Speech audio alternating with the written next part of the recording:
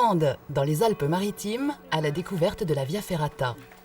D'origine italienne, la Via Ferrata est une aventure sportive entre randonnée et escalade en toute sécurité.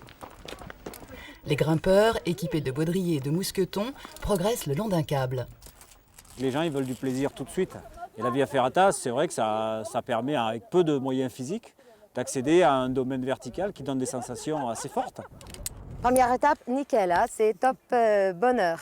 On se sent en sécurité et surtout c'est l'impression d'être en montagne comme ça avec une vue absolument magnifique, splendide. On a une sensation de peur, ça c'est clair, mais ça donne vraiment envie, c'est très beau. On est ensemble, on rigole quand même un peu, on voit que certains ont plus peur que les autres. On se croit quand même Tarzan ou Jane qui partent à l'aventure. Plassans, dans le Var, des jeunes collégiens se lancent dans l'aventure nature. Pont de singe, tyrolienne, passerelle, balançoire. Sur les parcours, la difficulté augmente comme au ski, du vert au noir. Les grands cèdres centenaires n'en croient pas leurs oreilles. Ça fait space, hein, c'est bizarre. On est dans les airs, on est libre. Et on a l'impression qu'on va tomber dans le vide, quoi. Et quand on passe d'un atelier à un autre, il faut toujours avoir au moins un mousqueton de sécurité. Bon allez, on ferme les yeux. Les sauts, c'est trop impressionnant. De regarder en bas, on réfléchit, on se demande si on va sauter ou pas. Et... Je me suis dit, je vais aller jusqu'au bout. Et alors, non, c'est vrai. Et ça fait rire, on voit tout le monde dans les arbres, on se croirait pour des singes, genre bon. Quand on attaque le circuit noir, c'est vrai que ça commence à devenir un peu plus chaud et ouais, on commence un peu à baliser sur certains ateliers. J'avais vraiment envie de le faire, puis bon, je me suis lancée, j'ai pas cherché à comprendre, puis je me suis lancée. La Seine-sur-Mer, dans le Var. Les kayakistes du petit port de Saint-Elme embarquent avec Baxter, leur fidèle mascotte, à la découverte du littoral varois. Assis dans leur kayak de mer, le groupe pagaie vers les calanques les plus inaccessibles.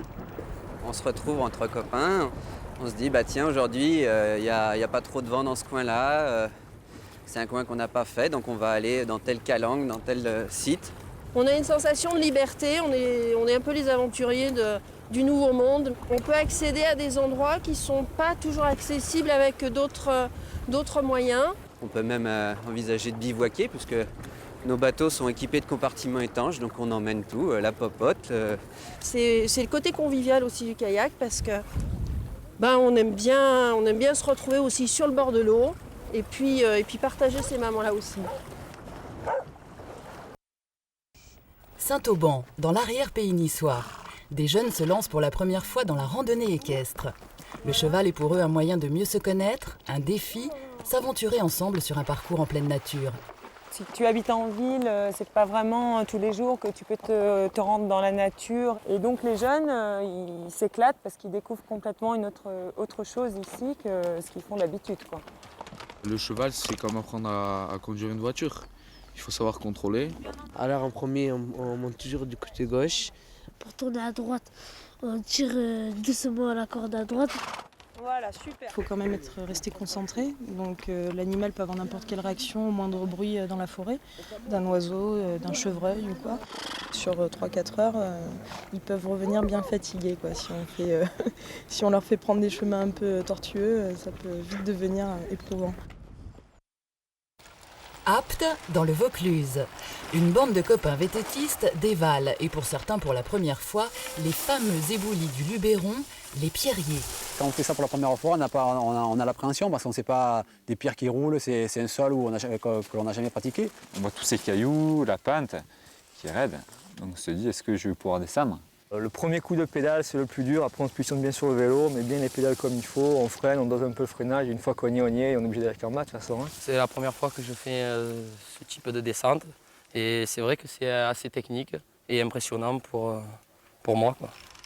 On essaie de trouver des nouveaux spots, des nouveaux coins, parce que c'est vrai que c'est aussi plaisant de trouver autre chose. Tu t'arrêtes pas quand même, tu mets le pied là. Selon le niveau, selon le temps qu'on a, tout ça, on adapte la sortie et puis on se fait ça à la bonne franquette. La calanque d'Envaux, à Cassis dans les Bouches-du-Rhône, est la mecque des grimpeurs du monde entier. De nombreuses voies d'escalade permettent à chacun de progresser et de découvrir la beauté du site selon son niveau. C'est la première fois que je vais à un sommet. On voit tout ce qui se passe autour, mais de plus haut. Donc il y a les sensations de vertige un peu. On sait qu'on n'est pas libre de faire ce qu'on veut de nos mouvements. Donc on est sur son petit rocher et on fait attention à soi et on profite du paysage. J'aime bien la pierre en général et c'est vrai que là on a un contact direct et puis la verticalité quoi en plus. Ce qui est difficile c'est de monter, c'est pas tant les bras, les jambes, c'est de savoir qu'on est de plus en plus haut et que si ma foi on n'a pas confiance en la corde, on va tomber de haut, quoi. Il n'y a pas beaucoup d'endroits où on peut grimper comme ça au bord de la mer. C'est un peu la particularité des calanques, quoi. C'est qu'on est entre le ciel et la mer, quoi, hein. C'est une autre manière, oui, de visiter les calanques, vue de haut, quoi. Comme un oiseau. De la longueur, hein. Venus de toute la France en Normandie, les amateurs de VTT sont nombreux chaque année à participer pendant 2 jours à la grande randonnée Flers-le Mont-Saint-Michel. Sur les chemins du Bocage, les concurrents vont pédaler 160 km pour atteindre le Mont-Saint-Michel. C'est la première fois de découverte de la région, c'est la première fois aussi que je fais des randos sur une aussi longue distance. Donc c'était un petit peu savoir si j'allais tenir ou pas. C'est raide. C'est un défi sur soi-même d'abord le vélo, hein. Quand on a un ennui mécanique, si on est tout seul, pour le moral c'est dur. Quand il y a quelqu'un qui aide, c'est... C'est vrai qu'on s'attendait à du truc plus plat quand même, mais là, ça va faire un bon souvenir. Les jambes, ça va. Les fesses, c'est un peu plus douloureux. C'est un super parcours déjà. Et toute la traversée là, avec les moutons, il y avait des vélos et des moutons dans tous les sens. C'était super. Puis l'arrivée sous le soleil près du Mont-Saint-Michel aussi, c'est très très chouette.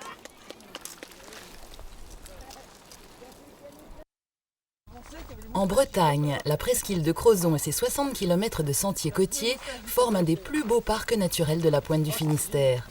Après plusieurs heures de marche, l'émotion est chaque fois au rendez-vous pour les randonneurs débutants. Ah bah, ils se sont soufflés parce qu'ils ne s'attendent pas du tout à voir des falaises.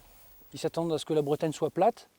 Donc quand on est sur les falaises et qu'on voit la transparence de l'eau, qu'on leur parle de la couleur de l'eau avant, mais ils n'y croient pas trop, quand ils arrivent et qu'ils voient que c'est vrai, ils sont vraiment étonnés. Pour une première, c'est fantastique, quoi. Ça fait quand même découvrir des sacrés beaux coins en Bretagne, quoi. Ouais, je crois qu'on est toujours ébahis devant le paysage, parce qu'en plus c'est un paysage, on est près de la mer, hein, c'est un paysage qui change tous les jours et plusieurs fois par jour. C'est un sport qui provoque aussi un bien-être, le fait d'être toujours dehors et de pouvoir aussi rencontrer du monde. Bonjour. On arrive sur la face ouest de la presqu'île de Crozon. C'est l'Atlantique, c'est le large. De l'autre côté, c'est l'Amérique.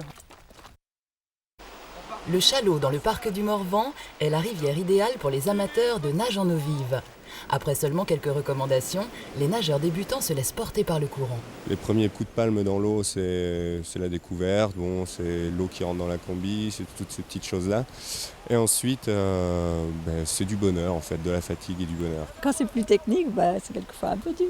Et puis le moniteur part pour nous montrer la trajectoire à suivre. Et après, chacun à son tour, on essaye de faire pareil. Même des débutants, comme Quentin qui faisait ça pour la première fois, s'en sortent assez rapidement. C'est un des plaisirs de l'hydrospeed, justement, c'est pas trop technique. C'est la rivière qui nous conduit, on n'a rien à faire et on profite un peu du paysage et on en profite bien. Là. Pendant les rapides, on regarde devant soi et puis sur le plan, on peut regarder sur les côtés. Là, on a le droit. Oui, les 2 chutes étaient super et j'aime bien tout ça et voilà, j'aime bien l'eau. Les parapentistes décollent de la grande dune du Pilat, en Gironde, et planent au-dessus de la baie d'Arcachon. Un panorama vu du ciel, ça se mérite. Les débutants y parviendront après avoir effectué de nombreux sauts de puce pendant 5 jours. Au départ, donc, on met l'impulsion pour monter la voile, on court, à un moment donné, on mouline. Donc on sent vraiment qu'on est porté, donc c'est sympa, quoi. Il y a une sensation de liberté.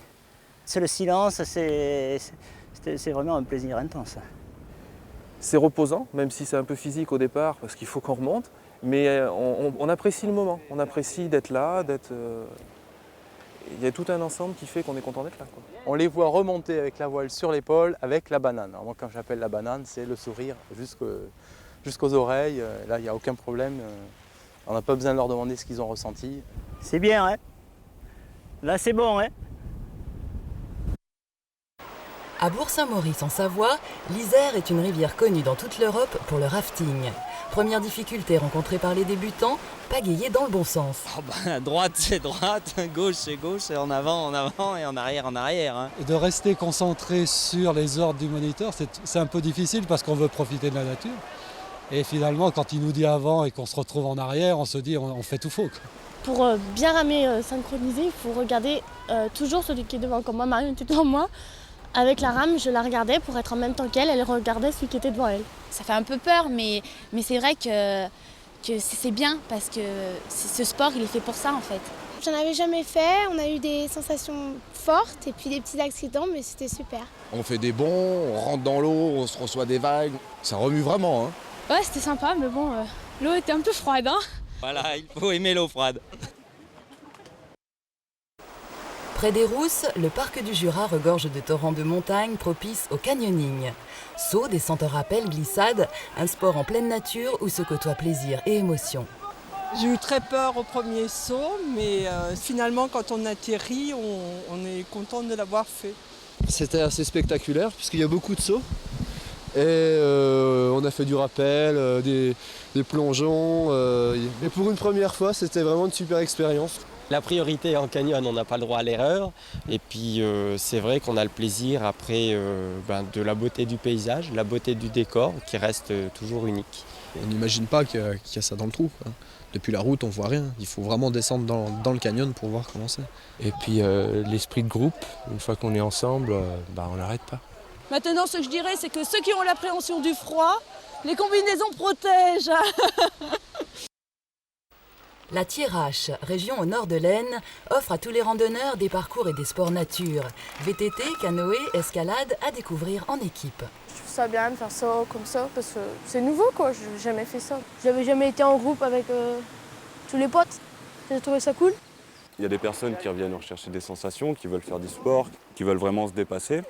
Il y a d'un autre côté, on a des familles qui vont venir avec leurs enfants faire une petite balade sur la rivière ou louer des vélos, aller se balader un petit peu en forêt. On arrive à voir des vallées magnifiques qu'on voit de la route mais qu'on ne regarde pas parce que on y habite, forcément on n'ose plus regarder, mais quand on est sur l'eau, on a le temps d'apprécier. Quand on fait de l'escalade, on a le temps d'apprécier les sites qu'on a dans les forêts. Le premier appel, c'est pas évident, mais une fois qu'on a chopé le coup, c'est pas plus difficile qu'autre chose, hein. C'est génial parce que de faire plusieurs sports nature dans la même journée, on touche à tout.